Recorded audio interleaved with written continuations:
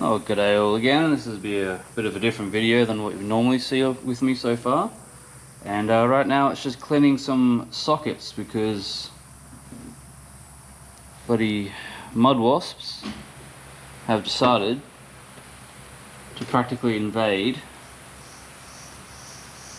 all of my sockets, which it is a bit annoying. So let's see.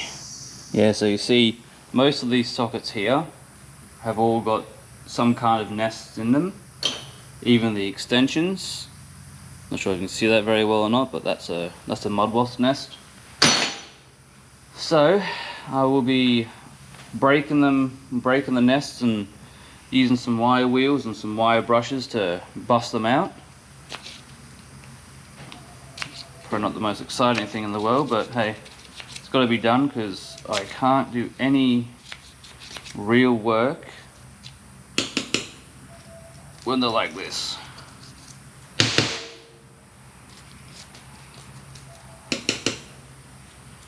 So what the mud wasps do, you know, they obviously build the nest, as the name suggests, with mud. So they'll fly out. Oh, sorry. First they'll find an appropriate nesting spot. They'll fly out, get some mud, and build the foundation. Then once they've built the foundation, they will go out, find a mate, do the no pants dance, lay some larvae inside the nest, and then seal it up. And they'll go out, they'll go find some bloody grubs, baby caterpillars, things like that. I've actually seen some rather large caterpillars being stuffed in places that they are too big to be stuffed in, but they manage it somehow. And then they'll seal it back up again, and they'll just keep doing that. So that way, once the larvae have reached a stage where they can actually eat, they've got plenty of tucker there.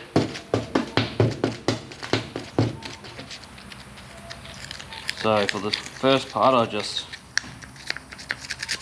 break up the nests, I'll break up the mud. Not going super thorough with this because I'll be using these little wire brushes, little wire brushes on my drill, just to finish the last of it off. And there's some that they haven't hit, but they are very few and far between. So yeah, enjoy. Probably hear me talking some kind of smack throughout the video. I would preferably like to be out on the mower or the brush cutter, but right now my father-in-law has my mower because he's waiting for parts for his. But it's too wet anyway to do anything, regardless if I did or didn't have it. So yeah, I still got the neighbour's tractor, which is so generously let me borrow. But unfortunately, if I even attempt to try and, well, that's a later job. Even try and attempt to do any form of slashing with the tractor, I'm gonna bog it because we've had quite a bit of rain out this end of the world. You know, nothing abnormal for a wet season in the Northern Territory, but there is a cyclone off the west coast of Australia, hence the name Western Australia, and that will, once that settles down, we will get the aftermath of that. It won't be a cyclone. The cyclones have to form over water. They lose their oomph once they hit land, but they still carry a fair bit of power with them. But we will get the rain from that eventually, but we will get it. And there are also some big storms over at Queensland. Same kind of thing. they've got some flash flooding. I mean, it's Queensland. You'd think they'd learn by now that that place, or that part of the world, does in fact get quite a few colossal storms and cyclones, this, that and the other. Everyone was actually surprised. I don't know why. Happens every year. I don't remember, well, I can't remember a single year where Queensland hasn't copped some kind of monumental storm. But hey, whatever. Let's see, not my circus, not my monkeys.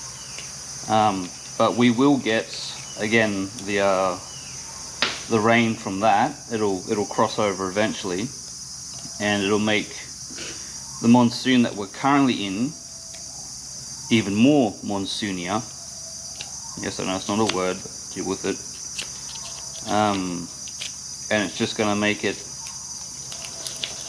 even harder to try and get a hold of this bloody yard, but I will get there eventually. Yeah, so to the east and to the west, huge storms. I mean, nothing's saying that a cyclone won't form to the north of us and come through to Darwin, because it's quite common for us to cop a cyclone as well. Even if it's a little Cat 1, Cat 2, maybe even Cat 3. I don't really remember the last time we copped anything bigger than a Cat 3. There have been a few times where they said it's going to be a Cat 5, Category 5, which is the biggest form of cyclone that we get. Cyclones have many names. You've got typhoons,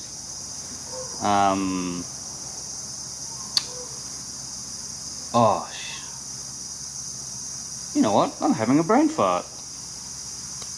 I know there's like 3 or 4 names that different countries use to call a cyclone. I just can't think of the others now. Oh well. It'll come to me at some point tonight. It'll keep me up.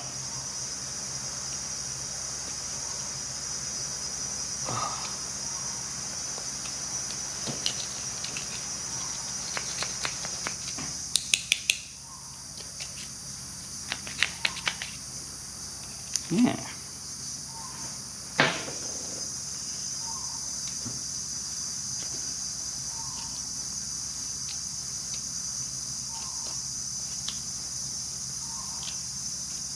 Oh, come on, you bastard.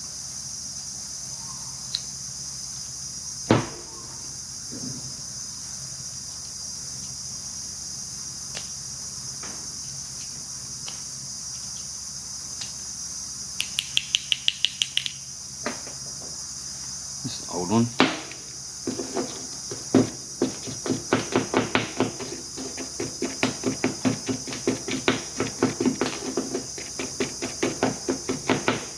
You might even see some bloody mud wasps flying around whilst I'm doing this. Now, I've never been attacked by a mud wasp. Usually pretty friendly. They'll come right up to you. Maybe a bit of an investigation of who you are, kind of thing. But yeah, I've never been attacked, never been stung. Although they're not going to like me for this. But shit, I need my tools. Ah yes, something's concerning my peacocks. Yeah, so this is only part of the clean that I'll have to do. So, but this is the most annoying thing that needs to be done, because everything else, you just got a bit of surface rust on it. Again, it's almost impossible to get away with, unless you go through and oil absolutely everything and keep them in a airtight container. even then you've got to make sure there's no moisture in the in that container, because things will just start to rust. A bit of oxidization, and it's no real hindrance when it just does that. Oh, whoopsie, sorry mate.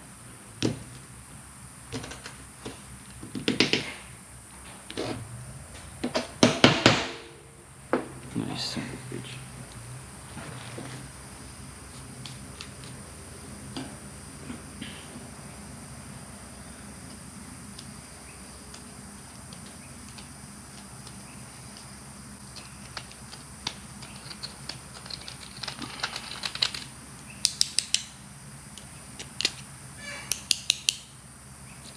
Not sure if I'll change the angle of the camera. Let's see. Oh,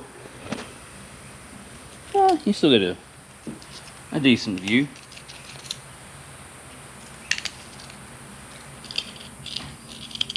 Yeah, so I've got any kind of repair I need to do with sockets.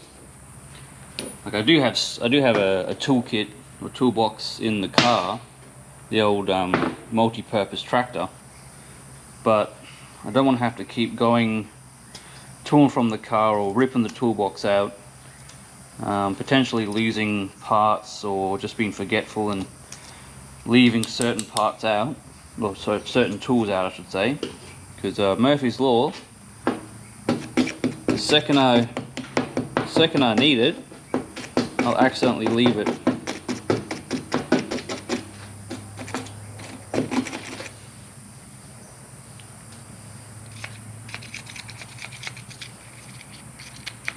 So when I'm pushing out of here, so these guys here, I'm sure how well can you see that? Come on, there we go. So these guys here are the larvae of the mud wasp. Alright, then you'll have, once they get a bit closer, let's see how good is that. I'm not sure how well that's going to turn up, but it has the base form of what the mud wasp will be. Now this one I did have to put down and kill. What? Actually, no, this one was already dead. Still don't want to touch it because they still can. Oh, whatever. I'm not picking it up. But yeah, there's I have a few almost fully formed or fully matured mud wasps, but I'm just not dealing with that.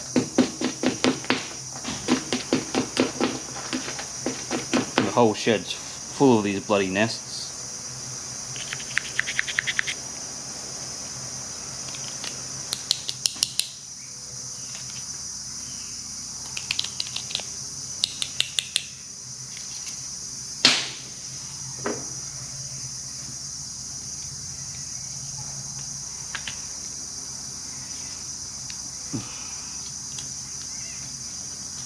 Yeah, I was saying, sorry, I completely lost track before. So with all this rain, it's going to be damn near impossible to do any form of yard work. And that doesn't matter if it's mowing or brush cutting. Now, only because, especially with the brush cutter,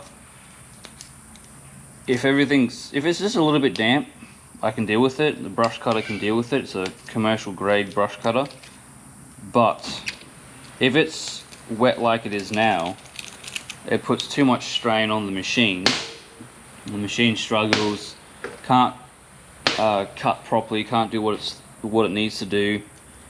It just becomes a pain in the ass, really. I'd rather wait until it's a little bit dry. I'm sure there's some people out there, you could do it anyway. Yeah, I probably could. But I'm not going to. I've got on top of most of the brush cutting that needs to be done. There are a few spots that could be touched up, but that's alright. I can get to that later.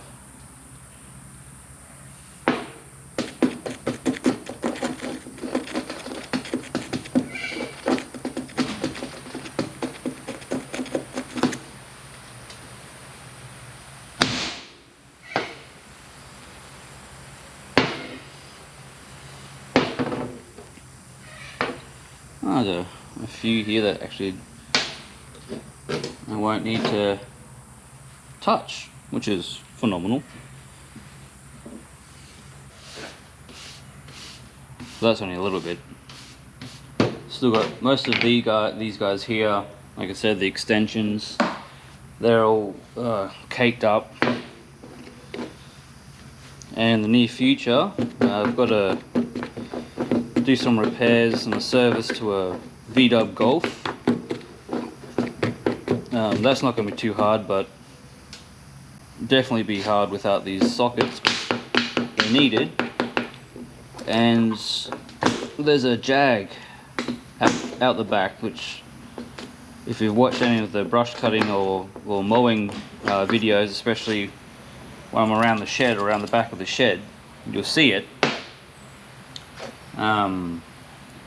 But I have to pull out the engine and the gearbox and pretty much all the running gear as well, which is going to be interesting because I have absolutely no clue on what I'm doing. I've never done it before, but it'll make for some interesting content, some interesting learning. I'm going to do it anyway. And then hopefully it'll be put into another Jag. So that Jag is my in-laws. I guess the hope with that is that I'll pull that out, make sure the engine's fine, which technically it should be.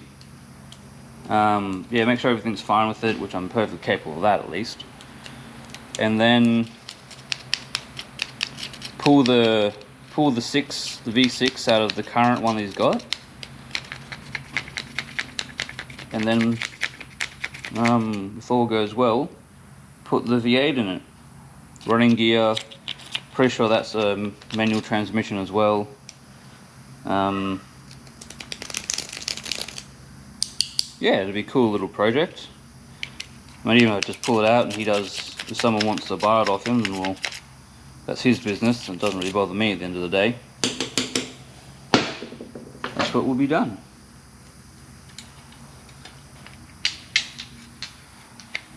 Oh. Interesting, I do have a few peacocks at the entrance of my shed right now, so see if they come and grace me with their company.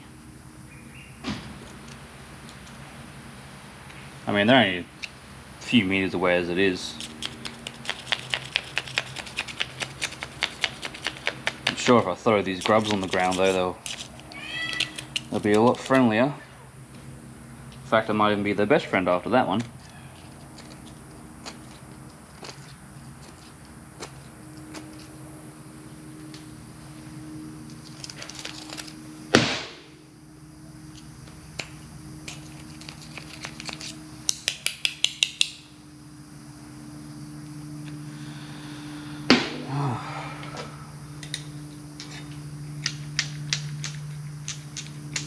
Oh, you bastard, get off!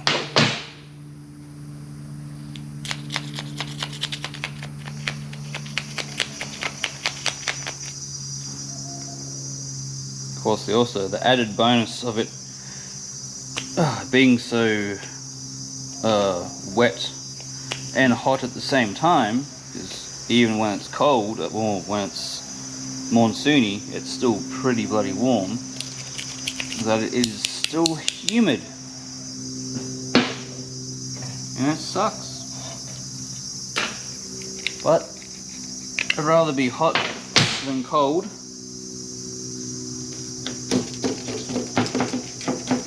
And that's purely because of some injuries that I've got.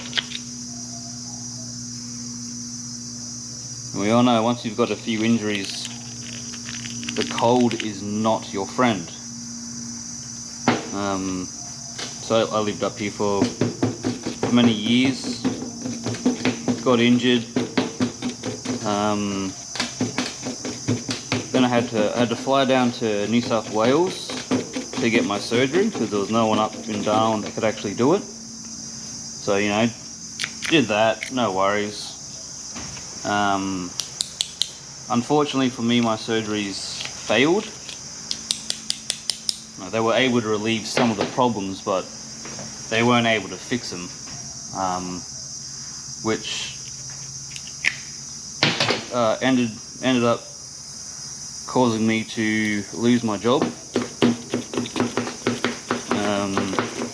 Shit happens, really. That's all it comes down to. Can't really fight what happened.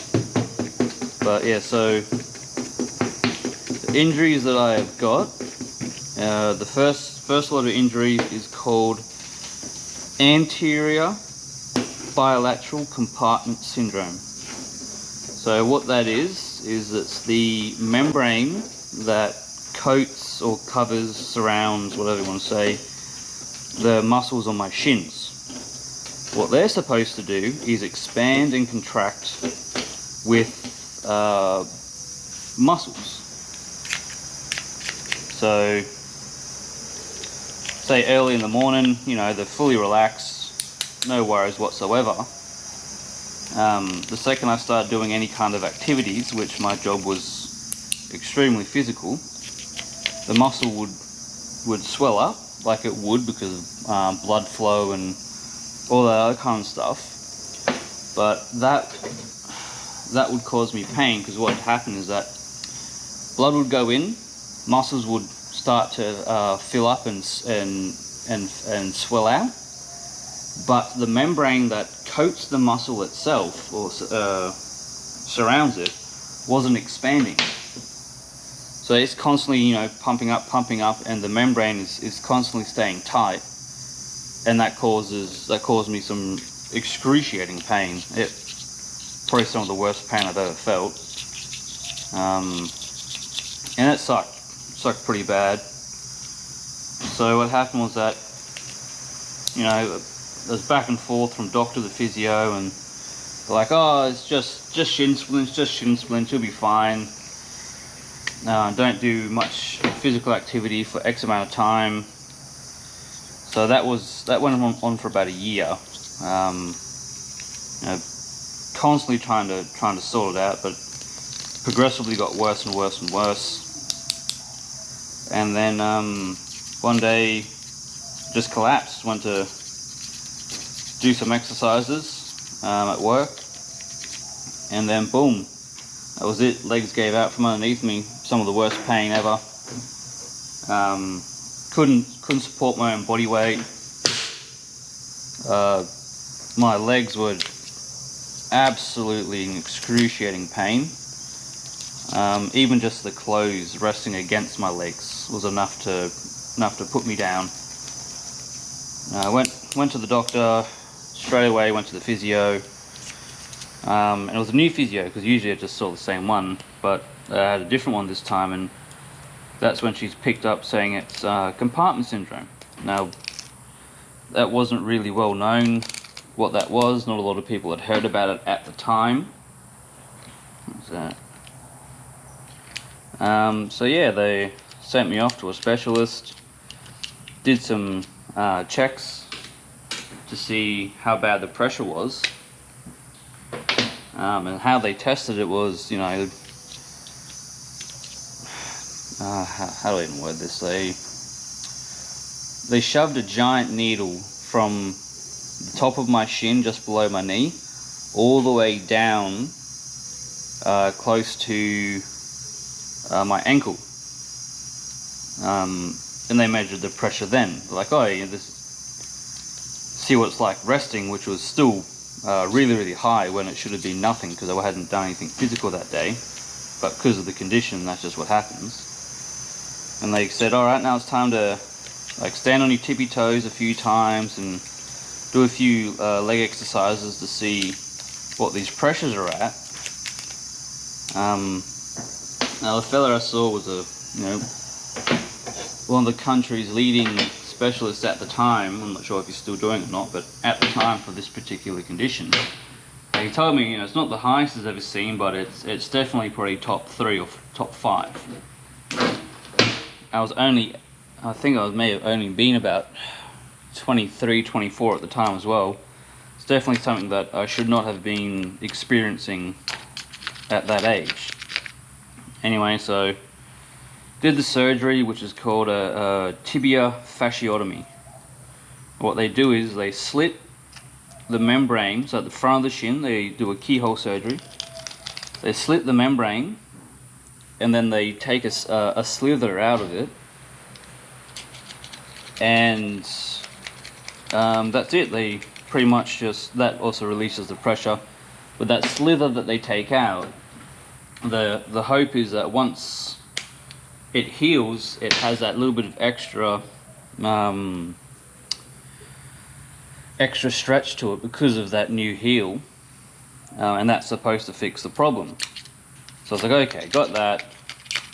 I was doing physio for about a year and nothing had really changed. In fact, it was getting worse and worse.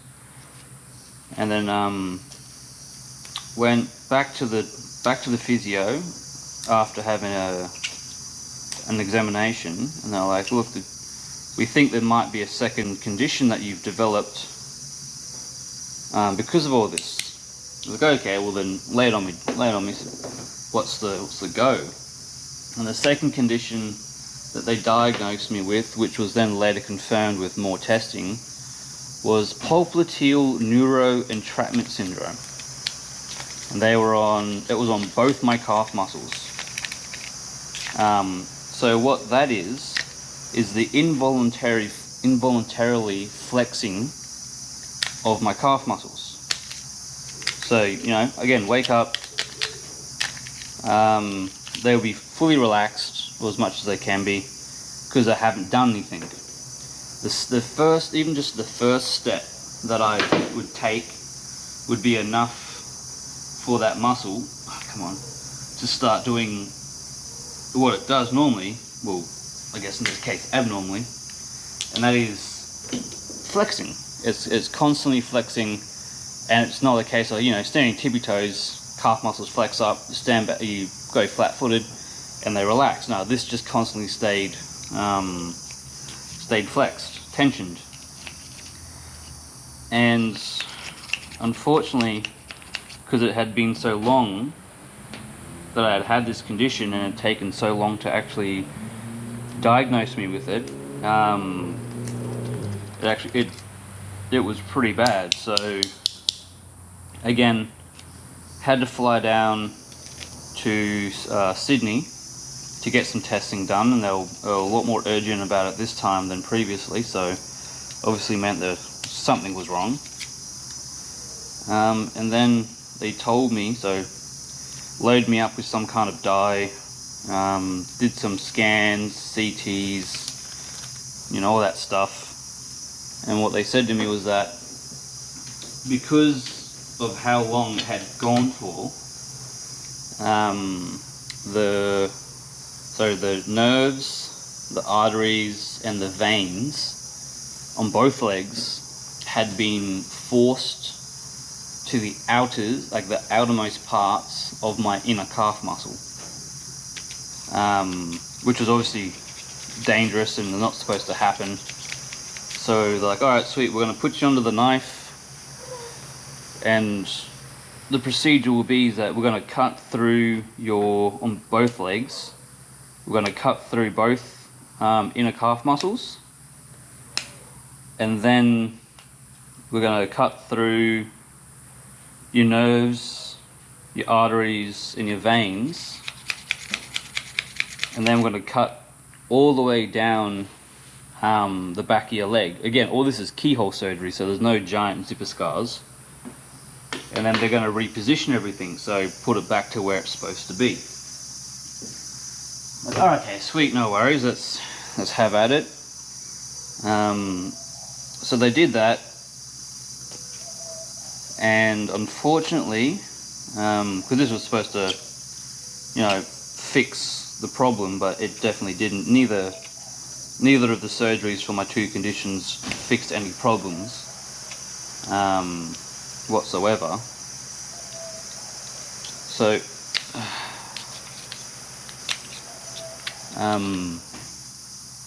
because of the surgery,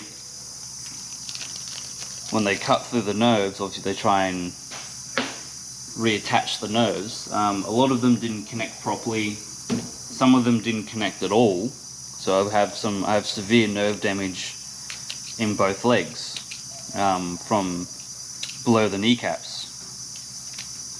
Now, what that has caused at the same time is that I'm not able to, my body's not able to regulate the temperature for my legs anymore.